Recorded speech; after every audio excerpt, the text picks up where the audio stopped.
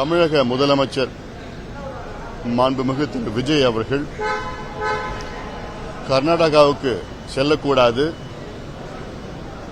அங்கே சென்று மேகதாது அணை பற்றி பேசக்கூடாது, மாறாக தமிழ்நாட்டில் அனைத்து கட்சி கூட்டத்தை கூட்டி அனைத்து சட்டமன்ற நாடாளுமன்ற உறுப்பினர்களை டெல்லிக்கு அழைத்து சென்று பிரதமரை சந்தித்து வலியுறுத்தி அழுத்தம் கொடுத்து அவர்கள் டிபிஆருக்கு ஒப்புதல் அளித்ததை திரும்ப பெற வேண்டும் என்று அந்த வகையில் அழுத்தம் கொடுக்க வேண்டும் என்று சொல்லி வந்தோம்.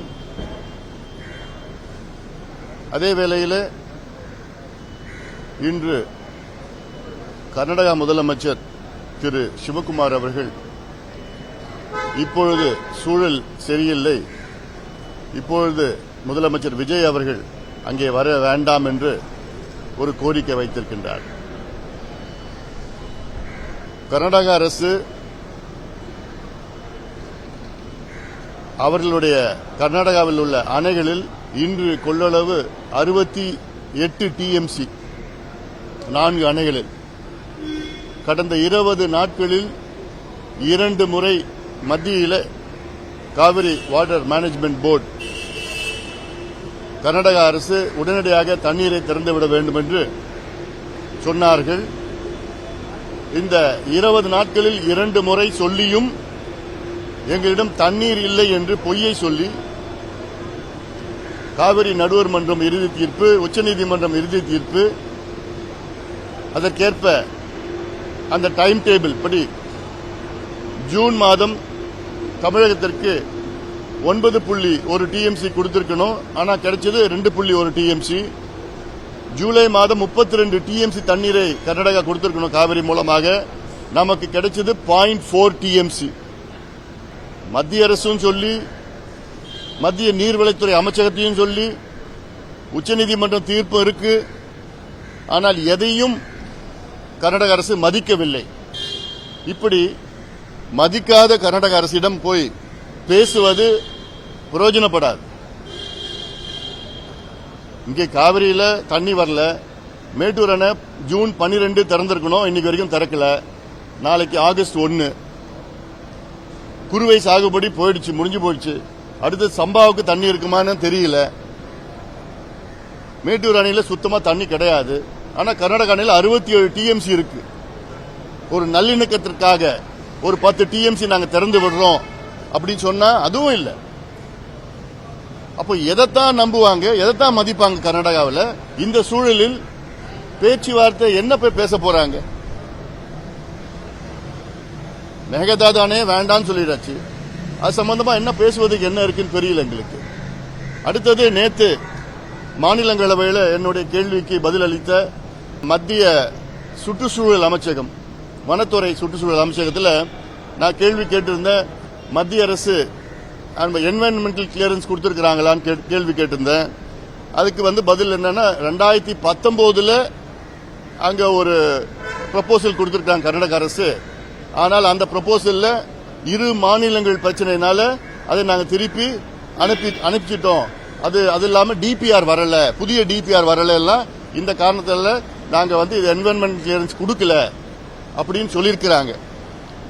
அது மட்டும் இல்ல, நேற்றைய முன்தினம் இன்னொரு கேள்விக்கு பதில் என்னன்னா, இப்போ அந்த டிபிஆர் திருப்பி அனுப்பிச்சிருக்கிறாங்கன்னு செய்தி வந்திருக்கு. அதனால இப்போ நமக்கு சட்ட ரீதியில நமக்கு கொஞ்சம் கொஞ்சமா சாதகமா வந்துட்டு இருக்கு. இப்ப என்ன செய்யணும் தமிழக அரசுனா, கர்நாடகா அணையில தண்ணி இருக்கு, மத்திய அரசு வலியுறுத்தி இருக்கு, மத்திய நீர்வளத்துறை அமைச்சகம் அழுத்தம் கொடுத்து திறந்து விடணும்னு சொல்லியிருக்காங்க. 3500 கன அடி திறந்து விடணும்னு சொல்லியிருக்காங்க. ஆனால் எதையும் மதிக்காத கர்நாடக அரசு, நம்ம தமிழக அரசு நேரடியாக உச்சநீதிமன்றம் போனோம். உச்சநீதிமன்றம் சென்று கர்நாடகாவை தண்ணீரை திறக்க வைக்க வேண்டும். தண்ணி இல்லைன்னா கூட பரவாயில்ல, தண்ணி வச்சிருக்கிறாங்க. கபினி அணையில கிட்டத்தட்ட 93 விழுக்காடு தண்ணி வச்சிருக்கிறாங்க. ஹேமாவதியில் கிட்டத்தட்ட 90 விழுக்காடு இருக்கு.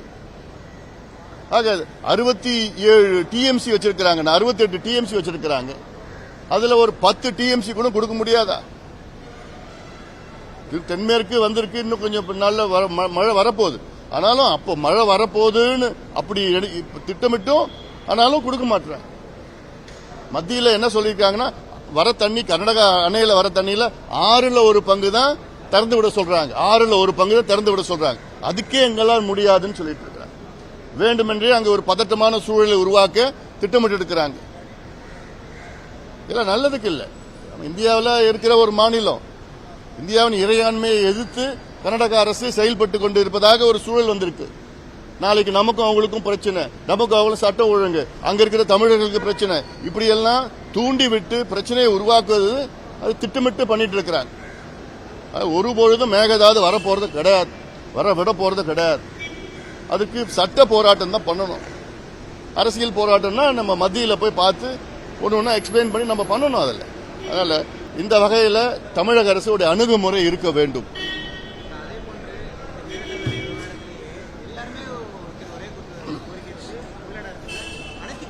கூட்டத்து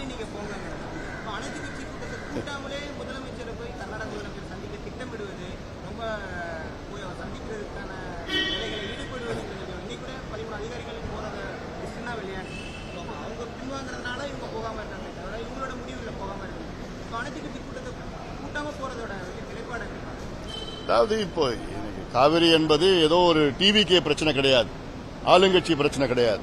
இது தமிழ்நாட்டினுடைய பிரச்சனை. அது இல்லாமல் காவிரி என்பது தமிழ்நாட்டினுடைய உயிர் நாடி. தமிழ்நாட்டில் 38 மாவட்டத்தில் வாழ்கின்ற மக்களில் கிட்டத்தட்ட 28 மாவட்ட மக்கள் சார்ந்த பிரச்சனை. தமிழ்நாட்டில் 8 கோடி மக்களில் கிட்டத்தட்ட 5.5 கோடி மக்கள் சார்ந்த பிரச்சனை காவிரி பிரச்சனை. இப்படி இருக்கிற பிரச்சனையில் அனைத்து கட்சி கூட்டத்தை கூட்டுவதற்கு என்ன தயக்கம் அரசுக்கு? இதுல என்ன ஈகோன்னு எனக்கு ஒன்றும் புரியல. இது பொது பிரச்சனை. எல்லாரும் சேர்ந்து அணுகுமுறை இருந்தாதான் அது நல்லது, தமிழ்நாட்டுக்கு நல்லது. கடந்த காலத்தில் காவிரி பிரச்சனை, அத்துணை காவிரி பிரச்சனையோ மேகதாது பிரச்சனையோ தமிழ்நாடு சார்ந்த எந்த பிரச்சனை இருந்தாலும் அதற்கு ஒரு பொதுவான அனைத்து கட்சி கூட்டத்தை கூட்டி அவர்கள் அத்தனை கருத்துக்களும் ஏற்று மத்திய அரசை அணுகி இல்ல நீதிமன்றத்தை அணுகி ஒரு கூட்டு முடிவு எடுத்திருக்கிறது. அதுல என்ன தயக்கம்னு எங்களுக்கு ஒன்றும் புரியல.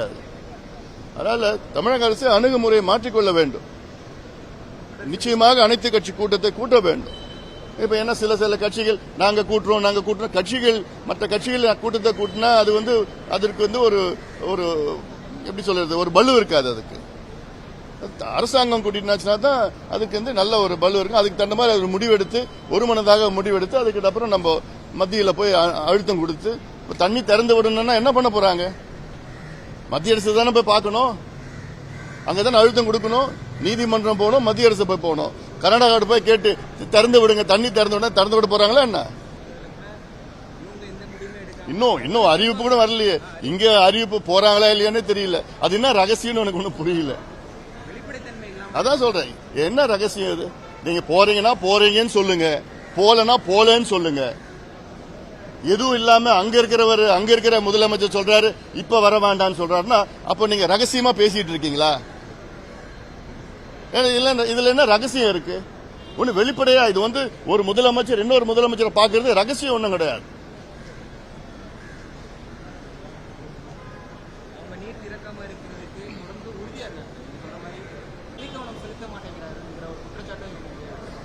இல்ல இப்போ மேகதாது சம்பந்தமா சட்டமன்றத்தில் ஒரு தீர்மானம் நிறைவேற்றினா போதுமா என்ன? நிறைவேற்றி மத்திய அரசுக்கு அனுப்பிவிட்டால் போதுமா? உறுதியாக இது கூட்டத்தை கூட்ட வேண்டும். இப்ப தண்ணி திறந்து விடலன்னா அங்க போய் மத்திய அரசுல அழுத்தம் கொடுக்கணும். யாராவது அமைச்சர்கள் போய் பார்க்கட்டும், பேசுங்க, அழுத்தம் கொடுங்க. இதுதான் செய்யணும். இல்ல உச்சநீதிமன்றம் போங்க. இந்த டைம் டேபிள் படி அவங்க கடைபிடிக்கல, தண்ணி வச்சிருக்கிறாங்க, திறந்து விட மாட்டாங்க. அட்லீஸ்ட் ஒரு நெகட்டிவ் ரிமார்க்னா வரட்டும். ஏன்னா பிற்காலத்தில் அது பயனுள்ளதா இருக்கும். அதுல ஏன்னா அவங்க கர்நாடகாவில் ரொம்ப பிடிவாதமா இருக்கிறாங்க, திறந்து விட முடியாதுன்னு சொல்லிட்டு இருக்காங்க. இப்ப சமீபத்தில் கூட பாத்தீங்கன்னா கர்நாடகாவில் நீர்வளத்துறை அமைச்சர் நேற்று கூட சொல்லியிருக்கிறார், எங்க கிட்ட தண்ணி இல்ல. தண்ணி இருக்கு, 68 டிஎம்சி தண்ணி இருக்கு. நமக்கு ஒரு 10 டிஎம்சி எல்லாம் கொடுக்கறது தப்பு கிடையாது, ஒண்ணுமே இல்ல. நமக்கு இந்நேரம் எவ்வளவு வந்திருக்கணும்னா கடந்த மாசம் ஒரு 9, இந்த மாதம் ஒரு 32, 40 டிஎம்சி இந்த 2 மாதத்துல வந்திருக்கணும். ஆனா வந்தது எவ்வளவுன்னா 3.25 டிஎம்சி தான் வந்திருக்கு. ஜூன் மாதம் ஜூலை மாதம் 2 மாதம் சேர்த்து 40 டிஎம்சி வந்திருக்கணும். கிடைச்சது 3.25 டிஎம்சி தான் வந்திருக்கு. அப்போ இவ்வளோ தண்ணி கொடுக்கல, அப்புறம் என்ன நம்ம அமைதியா இருக்கணும்? உச்சநீதிமன்றம் டைம் டேபிள் தான் இது. உச்சநீதிமன்றம் கொடுத்த டைம் டேபிள் தான். உச்சநீதிமன்றம் கொடுத்த டைம் டேபிளை மதிக்கலன்னா நேர உச்சநீதிமன்றம் நம்ம போனோம். நீங்க சொன்னதுதான் மதிக்கல, கர்நாடகா மதிக்கல. அவங்க சொல்லுவாங்க, திறந்து விட சொல்லுவாங்க. கடந்த காலத்தில் நடந்திருக்கு.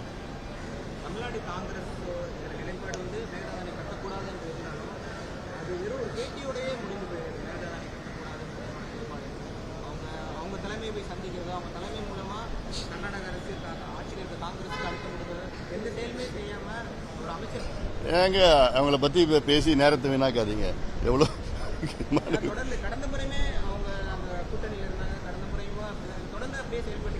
இல்ல, இப்ப இன்னொன்னு, நாளைக்கு மரியாதைக்குரிய ராகுல் காந்தி அவர்கள் தமிழகத்துக்கு வர இருக்கின்றார். நீங்க ஊடக நண்பர்கள், நீங்க கேள்வி கேளுங்க. அவரை இந்த கேள்வி நீங்க கேளுங்க. ஒரே ஒரு கேள்வி கேளுங்க.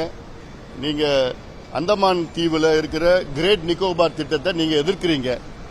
காடுகளை அழிக்கின்ற திட்டம் அது என்று, அதற்காக நீங்க அதை எதிர்க்கிறீங்க. அதே போன்று மேகதாது திட்டமும் காட்டு அழிச்சு அணை கட்ட திட்டம் தான். அதுவும் 12,500 ஏக்கர் காட்டை அழிச்சு அணையை கட்டணுமா, அது நீங்கள் ஒப்புதல் அளிப்பீங்களான்னு இந்த ஒரே ஒரு கேள்வி மரியாதைக்குரிய ராகுல் காந்தியிடம் நீங்க கேளுங்க. ஊடக நண்பர்கள் கேளுங்க. கேட்பீங்களா? அவசியம் கேளுங்க. அந்தமான்ல காட்டு அழிக்க கூடாதுன்னு சொல்றார், அதை நாங்க ஏத்துக்கிறோம். அதே போன்று இங்க மேகதாது பகுதியில் 12,500 ஏக்கர் காட்டு அழிக்க கூடாதுன்னு ராகுல் காந்தி அவர்கள் சொல்லுவாரா? சொல்லணும். இந்த கேள்வி இதை கேட்டு விட்டா உடனே என்னென்னமோ பேசிட்டு இருக்கிறாங்க.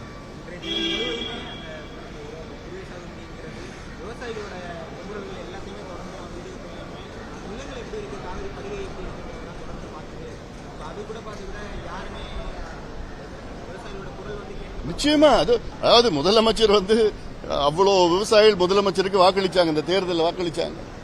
ஏன்னா இன்னைக்கு விவசாயிகள் ஒரு பக்கம் அந்த கூட்டுறவு கடன் தள்ளுபடியில் அவங்கள அது ரொம்ப சோர்ந்து போயிருக்கிறாங்க விவசாயிகள்லாம். என்ன 2,000 கோடி அறிவிச்சிருக்கிறார் முதலமைச்சர், இன்னொரு 16,000 கோடி அறிவிச்சா முழுமையா விவசாயிகளுடைய கூட்டுறவு வங்கி கடன் தள்ளுபடி பண்ணுவாங்க. அதையாவது செய்யணும்னு அது ஒரு பக்கம். ரெண்டாவது, இப்ப காவிரி முழுக்க இப்ப வறண்ட பகுதியா இருக்கு. குறுவை சாகுபடியெல்லாம் கடந்த ஆண்டு கிட்டத்தட்ட ஒரு 6.5 லட்சம் ஏக்கர் பயிர் செஞ்சோம். இந்த ஆண்டு 1.5 லட்சம் ஏக்கருக்கு மேல போகுமா இல்லையான்னு தெரியல. அது கூட இப்ப சம்பா வருது அடுத்தது. இப்போ அதுல முடியுமா, தண்ணி இருக்குமா இல்லையான்னு தெரியல. சூப்பர் எல்னினோ எஃபெக்ட்லாம் சொல்லிட்டு இருக்கிறாங்க. ஆனா இப்ப நமக்கு தண்ணி வேணும். முறைப்படி ஒப்பந்தத்தைப்படி உச்சநீதிமன்ற தீர்ப்பின்படி நமக்கு தண்ணி கொடுத்திருக்கணும். கொடுக்கல. அதை கூட கேட்க மாட்டாங்களே. அதை கூட ஏன் கேட்க மாட்டீங்க? என்ன அப்படி உங்களுக்கு நமக்கும் கர்நாடகம் என்ன நல்லிணக்கம் அப்படின்னா உங்களுக்கு ஃப்ரெண்ட்ஷிப் நட்பு என்ன புரியல.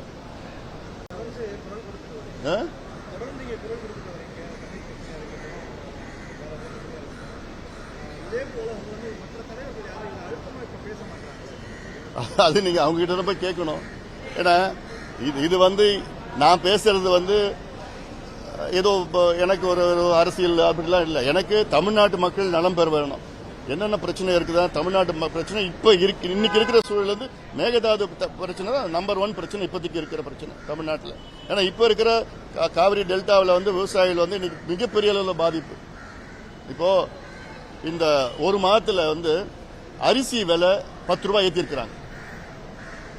இப்போ நமக்கு காவிரியில தண்ணி வரல, குறுவை சாகுபடி செய்யலன்னா அரிசி விலை 30 ரூபாய் ஏறும். இதெல்லாம் இன்டைரக்டான பிரச்சனை வரும். இது முதலமைச்சரும் அரசும் புரிஞ்சுக்கணும். இல்ல ஏன்னா இதுல பேக்டோர் நெகோசியேஷன்ஸ் என்னன்னு எனக்கு தெரியல. எனக்கு பின் கது வழியா என்ன பேசுறாங்களான்னு தெரியல. இது வெளிப்படையான பிரச்சனை. இது வெளிப்படையான பிரச்சனை அணுகணும். நம்ம உறுதியா கர்நாடகா இவங்க நினைச்சிருக்காங்க, முதலமைச்சர் விஜய் போய் கர்நாடகாவில் போய் தண்ணி கேட்டானா கொடுத்துடுவாங்க, மேகதாது அணை கட்ட வேடான்னு சொன்னா அப்படி நிறுத்திடுவாங்க அப்படின்னு ஏதோ ஒரு எண்ணத்தில் இருக்கிறார். நிச்சயமா எவ்வளவு பேரை பார்த்துட்டாங்க அவங்க. அதுவும் இதுல யாரு, DK சிவகுமார், அவருடைய தொகுதியில வருது மேகதாது அணை. அவர் மீண்டும் முதலமைச்சரா வரணும்னு திட்டமிட்டு இருக்கிறார். 2028 அங்க தேர்தல் வருது. அது வரைக்கும் விட போறது கிடையாது. இன்னும் பிடிவாதமா இருப்பார். இன்னும் பதட்டமான சூழல் கொண்டு வருவார். இது வச்சுக்கிட்டு தான் அவர் அடுத்தது எலெக்ஷன்ல வெற்றி பெறதுக்கு திட்டமிட்டு இருக்கிறார். இந்த சூழ்ச்சியில போய் விஜய் அவர்கள் விழக்கூடாது.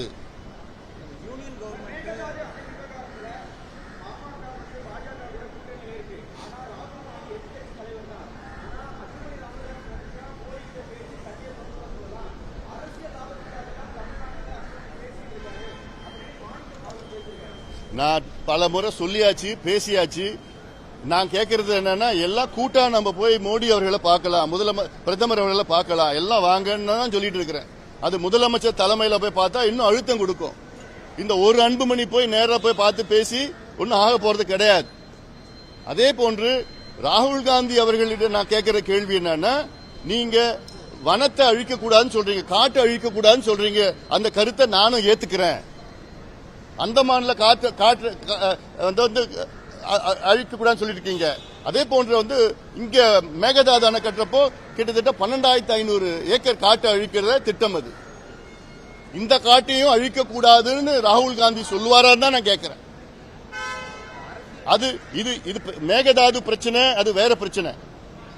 நான் கேட்கறது 12,500 ஏக்கர் காட்டை அழிக்கிறதுக்கு ராகுல் காந்தி அவர்கள் ஒப்புதல் அளிக்கிறாரா? இதுல நான் அரசியல் பண்ணல. நான் இதுல அரசியல் காரணங்களுக்காக தமிழ்நாட்டோட உரிமை மறுக்கப்படுகிறது. பாஜகவா இருக்கட்டும், சென்ட்ரல் கவர்மெண்ட் பாஜகவா இருக்கட்டும், கர்நாடகாவோட அரசியல் காரணங்களுக்காக தமிழ்நாட்டுக்கான உரிமை மறுக்கப்படுகிறது.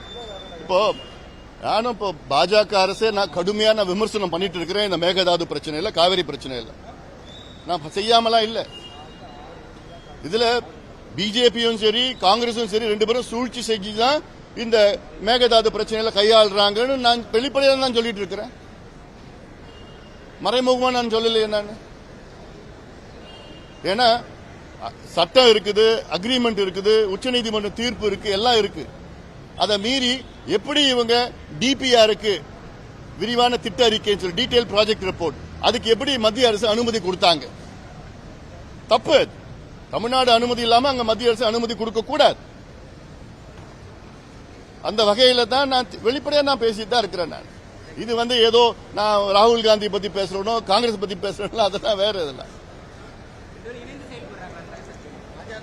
ஆமா, அவங்க மேகதாது விவகாரத்தில் கர்நாடகாவில் அங்க இதுக்கு முன்பு பிஜேபி ஆட்சி செஞ்சுட்டு இருந்தாங்க, இப்ப காங்கிரஸ் செஞ்சுட்டு இருக்காங்க. தேர்தல் வருது. ஆனா பிஜேபியும் சரி, காங்கிரசும் சரி அந்த தேர்தலுக்காக கர்நாடகாவுக்கு சாதகமாக செயல்பட்டு இருக்காங்க. நான் வெளிப்படையா குற்றச்சாட்டு பண்ணிட்டு இருக்கேன்.